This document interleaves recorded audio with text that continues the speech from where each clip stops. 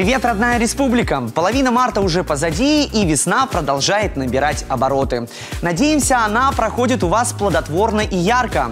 А если настроение не очень, тогда предлагаем провести ближайшие 20 минут вместе с нами, и я уверен, что улыбки на ваших лицах не заставят себя долго ждать. Итак, друзья, поехали!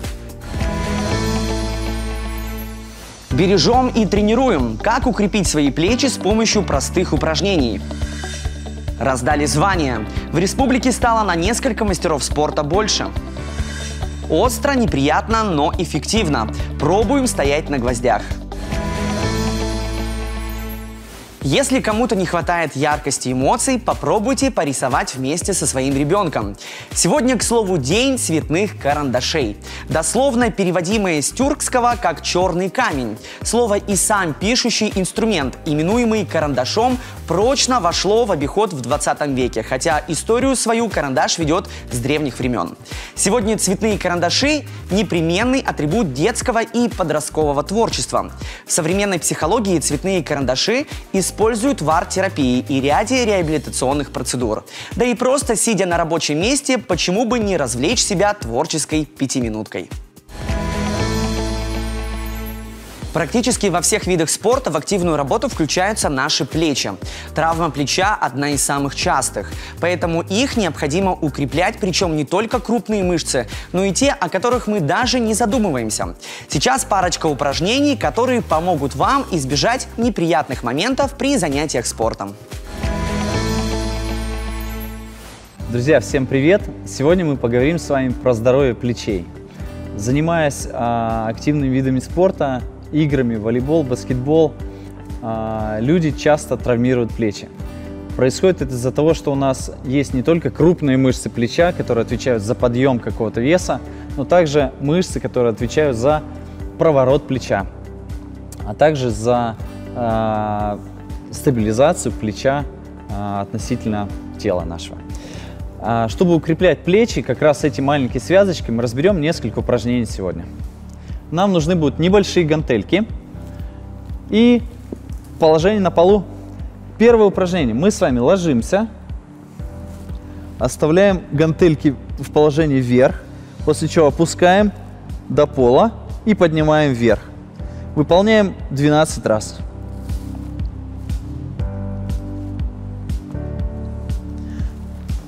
Мы создаем усилия, под напряжением прокручиваем плечо. Второе упражнение – прокручивание плеча в обратную сторону. Мы возьмем те же гантельки, поднимем локти, зафиксируем их на месте и будем поднимать гантельки вверх. Выполняем чуть-чуть меньшее количество, потому что в этом положении связки у нас поменьше, послабее. Выполняем 8 раз. Локти на месте, гантельки до положения наверху. 3-4 подхода ежедневно будет достаточный объем для того, чтобы ваши плечи укреплялись и не травмировались в активных видах спорта. Продолжим разговор о спорте. Согласитесь, всегда приятно получать заслуженные награды и звания. Тем более, что за ними стоят годы упорной работы. Буквально на днях несколько спортивных гимнасток получили звание мастеров спорта России. Сегодня в нашей студии представители команды групповых упражнений «Синяя птица». Ольга Куклина, президент Федерации художественной гимнастики Республики Коми, и Таисия Жданова, мастер спорта России по художественной гимнастике. Здравствуйте. Таисия, ну, во-первых, я поздравляю вас и всех девчонок с вашей командой с получением звания мастер спорта, верно? Спасибо. Вот как вы долго ли шли к этому титулу, да, мастер спорта? Да, это был довольно очень долгий и сложный путь. Он начинается с самого детства. Нельзя просто так прийти за несколько лет и выполнить мастера. Это очень долгий путь. Ольга, вот я знаю, что некоторые девушки уже заканчивают школу, а получили мастера спорта только сейчас. Вот есть ли какая-то перспектива дальше? В перспективах дальше, ну, во-первых, я всегда говорю своим спортсменкам, если вы серьезно занимались спортом, вы должны заниматься спортом всю жизнь, потому что так привык организм. Ну, посмотрим, кто-то, если из девочек захочет продолжить свою деятельность на поприще именно тренера, то было бы очень приятно. А до скольки лет, Ольга, можно вот выступать в художественной гимнастике? Сколько душа потребует, я думаю. То есть это может быть и 20, и 25 лет. То есть, ну, есть у нас такие моменты, что действительно на Олимпиаде выступала девушка 30-летняя. То есть насколько любит этот вид спорта и насколько позволяет здоровье. Таисия, сколько ты уже времени занимаешься художественной гимнастикой? Я занимаюсь с самого детства, 14 лет. Я родилась и уже начинала выполнять какие-то гимнастические элементы. Следила за старшими, старалась повторять за ними, и мне это очень даже нравилось. Планируешь ли связать вот свою судьбу со спортом? Ну, в будущем я планирую помогать гимнасткам школы номер 1, но по своей личной жизни я думаю, что буду поступать в другом направлении. Ольга, вот на каком уровне сейчас наша художественная гимнастика нашего региона по сравнению с другими? Ну, я думаю, художественная гимнастика везде активно очень развивается. Это связано с тем, что именно в Москве очень высокий уровень Ирина Александровна Винер держит, да, Усманова. Вот. Ну, сейчас мы с чемпионата Северо-Запада приехали, мы стали 4-ми в командном зачете. Из 9 команд, то есть мы где-то в первой половинке, так скажем. И впервые мы в прошлом году попали на Кубок России по групповым упражнениям. То есть, ну, я получила очень много поздравлений от тренеров других городов. Вот сейчас нас наверняка смотрят телезрители, родители, девочек, да? Вот с какого возраста можно привести ребенка в художественную гимнастику? И на что стоит обратить внимание в первую очередь? Ну, вы знаете, это на самом деле очень индивидуально, потому что сейчас очень развито направление именно развивать художественную гимнастику в младшем возрасте. Но надо понимать, и родителям в том числе, что это должно быть общее физическое развитие. Не надо торопиться очень быстро, потому что все должно быть сообразно физиологическому возрасту. Но у меня есть такие мастера спорта, девочки, которые пришли и в 8 лет. Поэтому это, конечно же, выбор родителей, но не торопитесь, пожалуйста, потому что, если посчитать, до мастера спорта действительно 8-10 лет, чем раньше начнете, тем, возможно, быстрее закончите. Ольга, большое спасибо. Таисия, тоже большое спасибо, что пришли к нам в гости. Еще раз поздравляю с успешным выступлением и с получением звания мастер спорта. Спасибо. Индийские йоги владеют самыми разными практиками по высвобождению энергии и подвергают себя для этого самым разным испытаниям. Они верят, что через осознанную боль можно добиться укрепления духа и тела. В последнее время одной из таких набирающих популярность практик стало стояние на гвоздях. Конечно, сначала мозг будет противиться одному виду торчащих вверх острием гвоздей. Но если перебороть себя, эффект не заставит себя долго ждать. Алена Туркина убедилась в этом лично. Физическая разминка, затем дыхательная гимнастика. Тело и сознание Валентины Леоновой готовятся к серьезной практике. Совсем скоро наша героиня встанет на гвозди. Да-да, на самые настоящие. И очень важно подойти к аскезе осознанно, абстрагироваться от негативных мыслей и раздражающих факторов. Гвоздистояние пришло очень давно к нам из Индии. Его практиковали аскеты, которых называли монахи садху. Они отказывались от всего мирского, всего земного ради одного, чтобы медитировать, просветлевать и находить Бога. Собственно, поэтому гвозди названы не просто гвоздями, как в обычной жизни, а доски садху. И отличие именно просто того, что ты встал на гвозди и стоишь, от практики гвоздистояния заключается в том, что ты готовишься, ты подготавливаешь свое тело, свой ум. Валентина делится, что на практику приходят уже с запросом. Как правило, это желание оздоровиться, как физически, так и психологически. Считается, что стояние на гвоздях нормализует артериальное давление, расслабляет мышцы и снимает зажимы в теле. А еще острые гвоздики активируют внутреннюю энергию человека, помогают почувствовать бодрость и прилив сил. Ладно, попробуем. Что не сделаешь ради кадра. У меня кожа не проткнется? Нет, не проткнется. Для этого нужно соблюдать очень простую технику безопасности. Нужно просто ставить ножку сверху. Сверху. То есть все с моей ногой после этого будет нормально? Именно. Это физика, не знаю, какой класс, 7-й, площадь опоры, равноудаленные у нас гвоздики, поэтому все будет хорошо. Скажу честно, эти слова меня успокоили. Правда, сегодня я встаю на гвозди без какой-либо цели и даже без разминки. Кстати, говорят, что в этой практике времени нет. То есть неважно, простоял ты час на доске или 10 секунд. Здесь главное – расслабление. Ну, не знаю, удастся ли расслабиться, когда под твоими ногами десятки остро заточенных гвоздиков. Ну, да ладно. Глубокий вдох, продолжительный выдох и встаем на гвозди.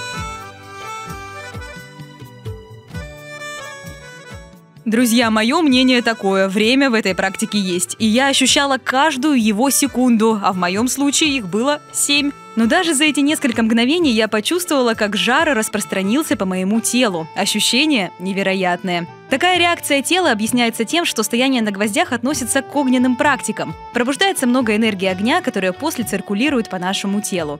Еще одно объяснение. На стопах находится более 70 тысяч нервных окончаний, и во время аскезы мы их стимулируем. Стоять на гвоздях или нет – выбор каждого, но если вы все-таки решили это попробовать, лучше сделать это под присмотром специалиста. Лично я попробую еще. Осталось только сформулировать свой запрос.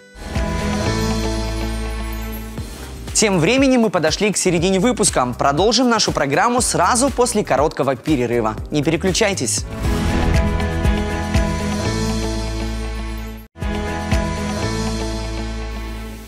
Это «Студия 11». Оставайтесь с нами, и тогда узнаете еще кое-что интересное.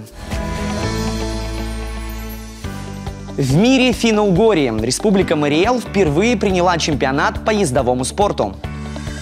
Уникальные, творческие и фантастические. В Национальном музее Коми открылась выставка народных мастеров. Узелок на память. Знакомимся с красивым узлом капуцин. В Мариэл впервые прошел чемпионат республики по ездовому спорту.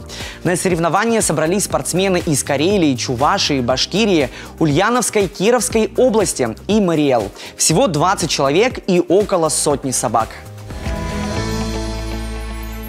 Пожалуй, таких милых спортсменов нет больше ни в одном виде спорта. Тем более, когда зрители могут почесать спортсмена за ушком. Гонки на собачьих упряжках проходят в республике уже не в первый раз, но в качестве официального соревнования по ездовому спорту впервые. Среди дисциплин и лыжники с одной собакой, и нарты с 2, 4 и 6 животными.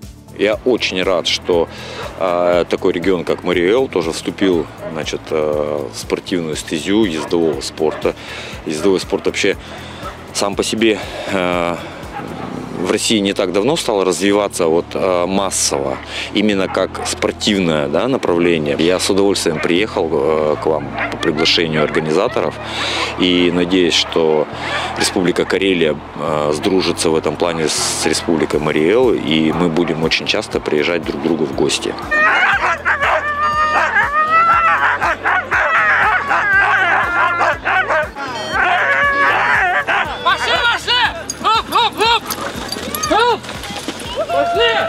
В отличие от по-спортивному собранных и спокойных спортсменов-людей, собаки перед стартом ведут себя крайне нетерпеливо. Для них бежать в упряжке – огромное удовольствие, и сложно понять, почему их не пускают на трассу раньше времени. Они так себя ведут, потому что они хотят работать, хотят бежать, им это нравится. Они держат такой настрой как раз перед стартом, они видят, что другие собаки стартуют, и они тоже хотят поучаствовать во всем этом, собственно, как и мы все. Конечно, развитие ездового спорта во многом объясняется необыкновенной популярностью у россиян северных пород собак. Хаски, маламуты, самоеды – главные бегуны в собачьих упряжках. Но далеко не единственные. Тянуть нарты или одного лыжника может собака любой средней или крупной породы, лишь бы у нее самой было желание побегать. В упряжке собаки также распределяются не по породам, а по своим силовым качествам. Упряжки сначала ставят первых собак, они лидеры, они те, кто максимально слушает, знает хорошо поворот лево-право. А в середине те, которые, в общем, среднячки, которые, в принципе, могут перейти вперед и назад. А сзади колеса – это самые мощные и сильные собаки, от которых, на самом деле, зависит стабильность упряжки. Официально ездовой спорт в республике аккредитован буквально пару недель назад. И после первых соревнований появились и первые чемпионы республики. Зрелищные, азартные гонки полюбились и зрителям, и спортсменам. Причем соревноваться можно не только зимой, но и летом. А значит, будем ждать следующего чемпионата.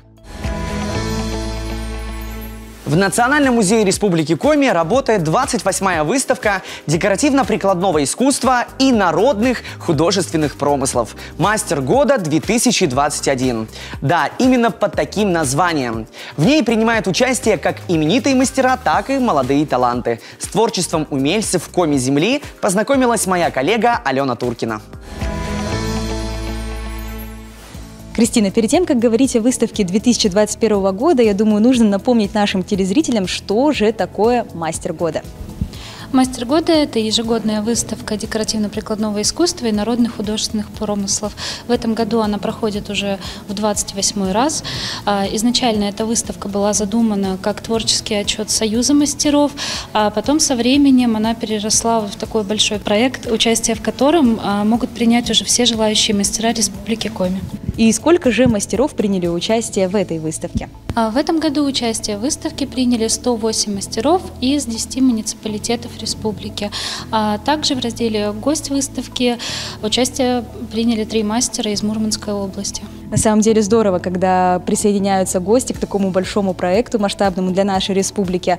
Но, насколько я понимаю, «Мастер года», цель, точнее, «Мастера года» – это показать именно культуру нашего народа, коми-народа. Каким образом Мурманская область решила это сделать? Гости этого года – это не просто гости, они особенные, так как село Лавозеро исторически связано с Коми-краем.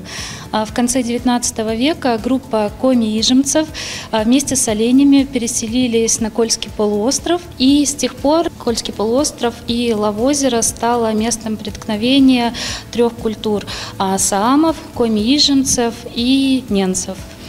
И вот нам очень приятно в этом году показать культуру мастеров, выходцев из Коми, которые живут в Мурманской области. Это 3 мастеров, один из которых занимается резьбой по кости. Одна женщина представила традиционный саамский костюм, вышивку бисером, и еще один мастер художественную обработку шерсти. А что представили наши мастера и в каких техниках они создали свои работы? Мастера представили изделия в самых разнообразных номинациях, но традиционно больше всего изделий у нас на выставке по направлению традиционное ткачество. В каких номинациях мастеров будут оценивать? Сколько этих номинаций будет? Номинаций на выставке очень много. Это 25 номинаций. Это керамика, вышивка, лоскутное шитье, лозоплетение, берестоплетение. Не буду все перечислять. Конечно же, номинация «Мастер-ученик» для наших молодых мастеров. Оценивать работы мастеров будет выставочный комитет, в состав которого входят деятели культуры и искусства Республики Коми, мастера и этнографы.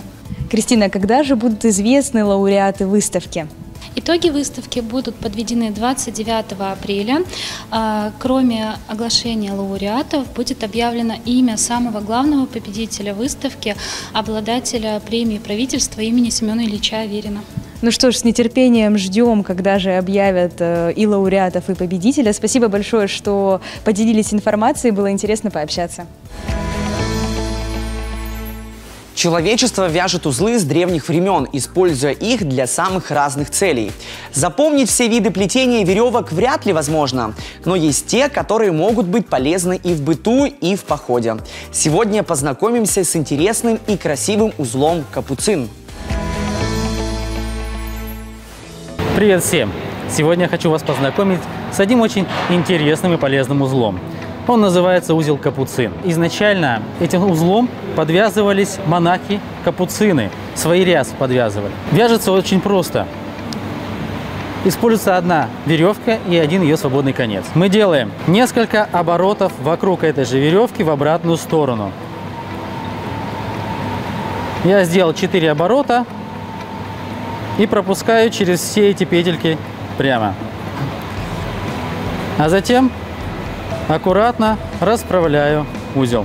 Петельки должны получиться ровные, в один ряд. Тогда получится красивая форма. В туризме он используется прежде всего в альпинизме в качестве утолщения на веревке, которое можно поместить в расщелину. И за счет этого она будет держаться. Он больше носит декоративный характер и используется также в узелковом плетении. Этот же узел, вот он такой красивый должен получиться, использовали майи в качестве письменности, в зависимости от того, сколько было витков и сколько узлов. Узел капуцин. Умение быстро и вкусно готовить – этому можно научиться. Когда хочется есть здесь и сейчас, можно побаловать себя ароматным и сытным горячим бутербродом. Хозяйкам на заметку предлагаем легкий рецепт.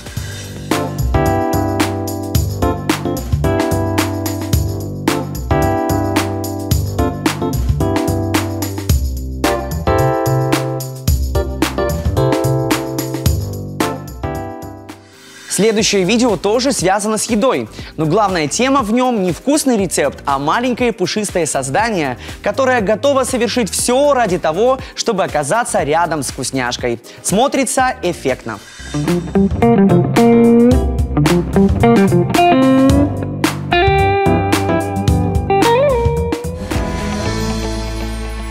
Ешьте вкусно и с удовольствием.